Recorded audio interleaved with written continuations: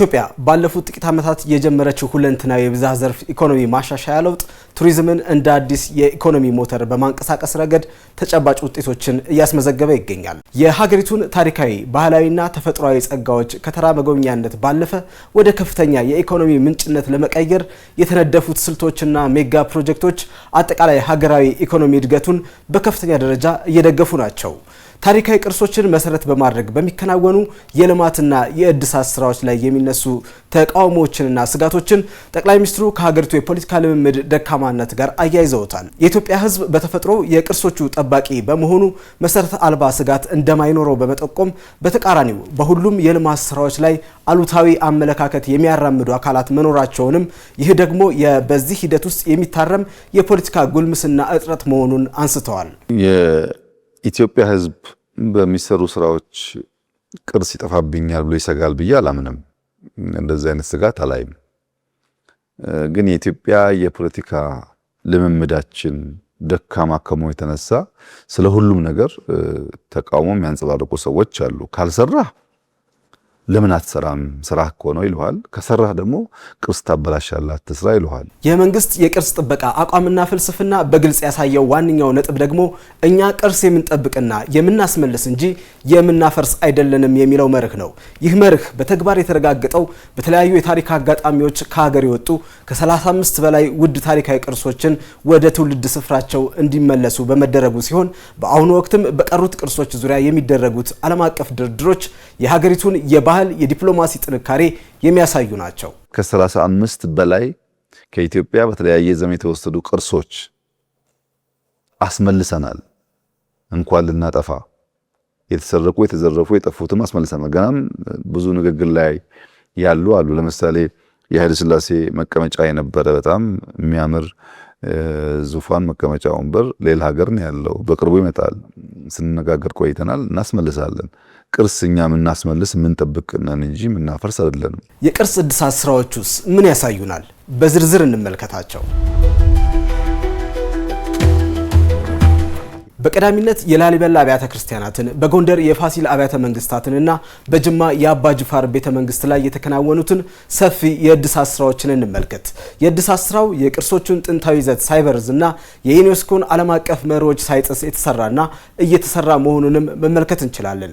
ጥንታዊውን የስነ ህንፃ ጥበብና ሀገር በቀል እውቀትን መሰረት በማድረግ የተሰሩት እነዚህ እድሳቶች ቅርሶቹ ከጥፋት አድነው ለቀጣዩ ትውልድ በክብር እንዲሻገሩ ዋስትናን የሰጡ ስራዎች ናቸው። ላሊበላ ብትሄድ ባሉ አንዳንድ ችግሮች ተራዝሞብናል፣ ጊዜ ወስዷል። ስራው ግን በውጭ ሙያተኞች ነው የላሊበላን ስራ የጀመርነው። ላሊበላ አባቶችን ብታናግር አሁን እየተሰራ ያለው ስራና ጥንቃቄ ላሊበላን የሚጎዳ የሚያፈርስ ነው ብሎ በፍጹም አያስቡም። አባ ጅፋር ጅሬም ብትሄድ የአባ ጅፋር ቤተ መንግስት ትናንት የነበረበትን መልክ የሚያውቁ የጅማ ሰዎች አሁን ያለውን ስራ ሲያዩ ቅርስ ጠፋብን ብለው እንደዛ አይሰማቸውም። ፋሲል ላይ ብዙ ዘመቻ ነበር። ፋሲል 100 ዓመት አልታደሰም። በቁሙ እየወደቀ እየፈረሰ ነበር። ግቢው ያሳዝናል። ማማር መሰራት ይገባው ነበር። ስራውን ጀምረን ቅርስህን ሊያበላሹብህ ነው እነዚህ ሰዎች ምናምን ብለው ቀስቅሰው አደናቅፈው ነበር። መልሰን ህዝባችን ጋር ተወያይተን ጀመርን። አሁን ፋሲልን ተመልከት። እኛም ፈረንጅም ማንም የመጣ ሰው ይኮራበታል። ለሚቀጥሉት 50-60 ዓመታት ለልጆቻችን የሚሻገር ስራ አድርገነዋል። የብሔራዊ ቤተ መንግስት እድሳትና ለህዝብ ክፍት የመሆን ሂደትን ስንመለከት ደግሞ የተጣለን ማንሳት የደበዘዘን ማድመቅ እንዴት እንደሚቻል ማሳያ የሚሆን የሀገሪቱን የነገስታትና የመሪዎች ታሪክ ለጎብኚዎች በቅርበት ከማሳየት ባለፈ ለከተማ ቱሪዝምም አዲስ ምዕራፍ የከፈተ ነው።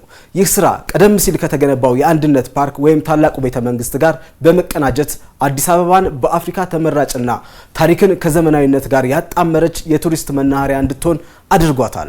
የሚኒልክ ቤተ መንግስት ተብሎ የሚታወቀው የአራት ኪሎ ቤተ መንግስት ወይም ታች ያለው ብሔራዊ ቤተ መንግስት ከእድሳት በፊት ለሚያውቃቸው ሰው እውነቴን ነው የምነግርህ፣ እዚህ ዶሮ ማለቂያ ምናምን ከሚባለው ሰፋ የተለየ አይደለም። እንደ ዳና እናያቸው ነበር። ዛሬ ግን ከፍተኛ ሀብት ይገኝባቸዋል። የሐረር ጀጎል ግንብ እድሳትና የሶፍ ዑመር ዋሻን የመሳሰሉ ታሪካዊና ተፈጥሯዊ ቅርሶችን መሰረተ ልማት የተሟላለት ስራ ደግሞ ሌላ መልክ ነው። መንግስት ለብዝሃ ባህልና ለተፈጥሮ ጸጋዎች የሰጠውን እኩል ትኩረት ያሳያሉ።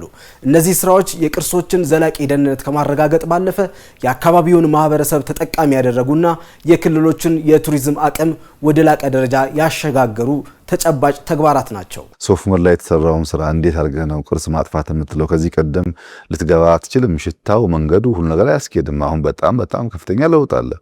ጠፋ የሚል ድምዳሜ አያስይዝም። ወይም ጀጎል ብትሄድ እንደዛ አይሰማቸውም። የልማት ስራዎቹ የተከተሉት ዋነኛ መርህ ጥራትና ትክክለኝነት ነው።